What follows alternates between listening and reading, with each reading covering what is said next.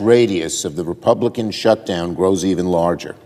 This morning, tens of millions of Americans remain in limbo as this administration continues its crusade against SNAP.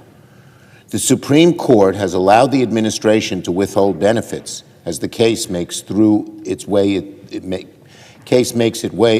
through the lower courts. For this administration to go all the way to the Supreme Court just to get out of having to pay SNAP benefits for hungry kids is pathological levels of vindictiveness. This crisis is in the administration's hands. It's all them, not anyone else.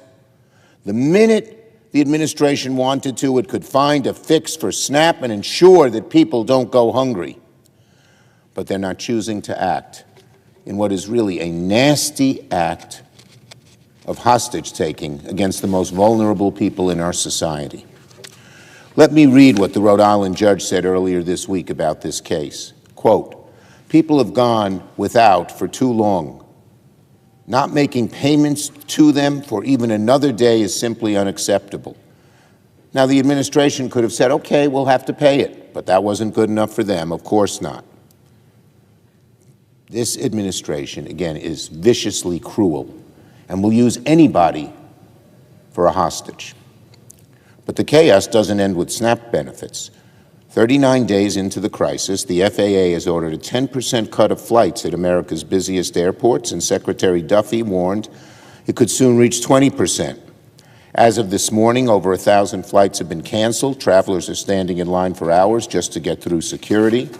Parents traveling to see their kids have had their plans turned upside down. People traveling for funerals, family reunions, business trips have all too often been met with chaos.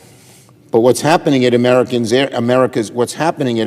airports right now is not an accident, it's a stunt. Look at the way the order was designed. 4% of flights canceled yesterday at 40 major airports, with plans to ramp up day to day until it hits 10% and maybe 20%. How much more transparently political can you get? This isn't about safety. It's about politics masquerading as safety. When air traffic controllers are working without pay, when the system is strained to its limit, the solution isn't to cancel flights. It's to pay the worker and open up the government, which the administration could do right now.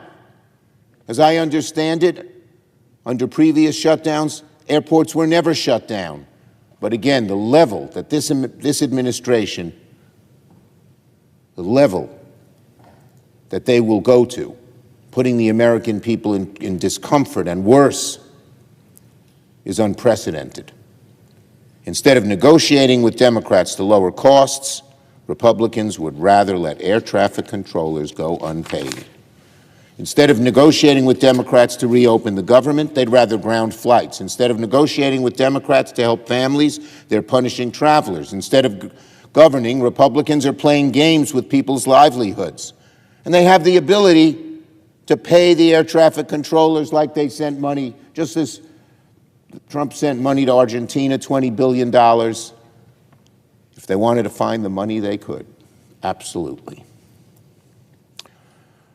So why? Why have Republicans dragged this shutdown on for so long? Because they don't want to lower health care costs. Because they seem happy to let 24 million Americans see their premiums double on average. Yesterday, we offered Republicans a perfectly reasonable compromise to get out of this horrible shutdown that they installed on the American people. We offered three things. We all vote to reopen the government. We all approve a one-time temporary extension of current ACA premium tax credits, and then after we reopen, we'll negotiate, as Republicans say they want, for longer-term fixes to ACA affordability. Will the senator yield for a question? No, only after I finish. Okay. I know many Republicans stormed out the gate to dismiss this offer, but that's a terrible mistake. Our offer is not a new policy. This is not negotiating in a shutdown. It's simply agreeing to maintain current funding levels. A one-year extension is something many Republicans themselves have said they want. It's something a great many Americans support. 55% of Trump supporters support it, after all. So it's alarming that Republicans even refuse to acknowledge we have an immediate crisis right now that needs fixing. Listen to the arguments Republicans have been making on the floor. Just listen. Republicans are making it clear as day that they are happy to let premiums skyrocket. Behind me is the consequence. Look at this across America in states red and blue. The black areas are districts that would increase subsidies, that subsidy costs would increase that insurance payments for people would increase 300%. Dark blue 200 to 300, and the list goes on. Look how bad it is. Every single state's impacted, most of all Republican states. Look, if Republicans want to talk about long-term fixes to ACA affordability, Democrats are ready. We said so yesterday. But in the meantime, doing nothing is derelict because people will go bankrupt, people will lose insurance, people will get sicker. And that's what will happen if this Congress fails to act. Republicans must act. I yield to my colleague from Ohio. Thank you to the Democrat leader for yielding to a question. Have you put forward a proposal that we can read that you referenced in your speech where it says a clean continuing resolution with the extension of the ACA Biden COVID credits? Yes, as we spoke yesterday. So there is I will not be interrupted. No, my question is there a proposal in writing that we can read? There is a proposal that is very simple. First, you haven't put your proposed ACA, your proposed fix to the ACA, the new one, which Leader Thune has spoken about on the floor, so we can't give you a counter in writing. But it's very simple, because we have two sentences we would add to any proposal, which would extend the ACA benefits for 1 year. That's all, plain and simple. And the leader can put that in his proposal on opening up the government. So it doesn't need a vote. It can't be blocked by anybody. It's the right thing to do. Would it still have no income caps? So people who make $1 million, $2 million, $3 million a year? As we said, if he would have listened to my speech yesterday, once we pass the 1 year fix, so people right now aren't in difficulty, we would sit and negotiate that. The leader has said he won't negotiate before. We're willing to negotiate once the credits are extended, plain and simple. And we made that in our proposal yesterday. So for 1 year, people making millions of dollars would still receive these COVID-era subsidies? The bottom line is the senator from Ohio ignores that 99% of people, you want to hurt people making $10,000, $50,000, $90,000 and hold this up? We can fix what the gentleman said in a negotiation, but don't have people who are every day being hurt by paying thousands of dollars more that they can't afford. I know that the senator from Ohio cares about the billionaires. We care about average working people. I yield the floor. So just to be clear, Ms. President. Was recognized. So just to be clear, what you heard from the minority leader was the following. I just want to recap it for those of you who might have missed. Number one, he acknowledged that the Democrats have actually not put forward a written proposal that people could look at. Number two, he acknowledged that his plan would be to allow millionaires, let me just say that clearly, people making millions of dollars would receive Biden-era COVID Obamacare subsidies. You heard that right.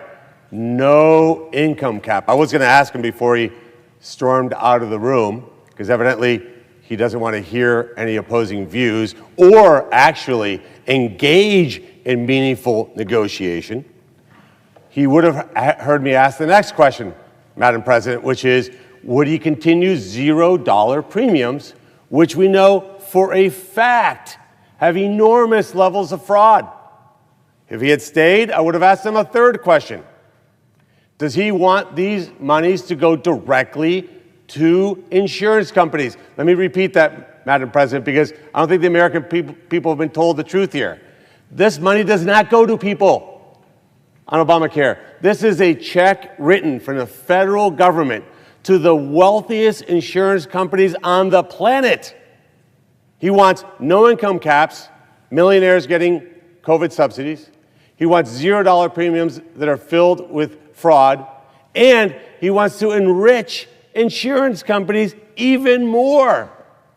And because he can't get that, here's the irony. There's federal workers, military, TSA, the clerks here that aren't receiving paychecks, that might get their health insurance canceled because we're not sending the premiums in. He's doing this to help people who have made millions of dollars already with this flawed healthcare system. And, Madam President, to make it worse, he admitted, right here on the floor of the United States Senate, the minority leader admitted that he has actually not submitted a written proposal to allow the Senate to consider. And let me just say one last thing, and I'll yield my time to the senator from Louisiana, who last night, I want to give him enormous credit. Honestly, phenomenal proposal. I love what you said, which is instead of sending this money to insurance companies, why don't we send it to the people directly? Let them be empowered to hold insurance companies accountable. Let them make the decisions. I find it laughable that he says, I'm for billionaires. I'm somebody who worked my entire life in a private sector. And according to financial disclosures, he has a higher net worth than I do. And he's been a politician his whole life. So I don't know the math around that. But I'll yield the floor to my great colleague from Louisiana, who sadly, by the way, the cameras don't pan the room. There's no Democrats here listening to what you're about to say. And you're here because you're a good man, because in your heart you want to fix this.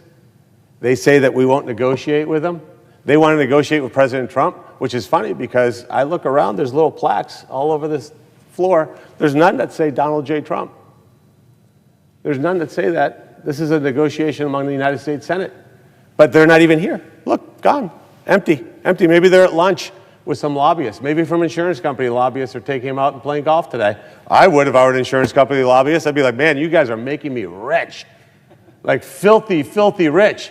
And isn't it, and I'm going to end, I swear here. Isn't it ironic, Senator Cassidy, that we want to give the money directly to the American people, and they want to give it right into the pockets of the people who fund their campaigns. And maybe they even own those stocks. Things for people out there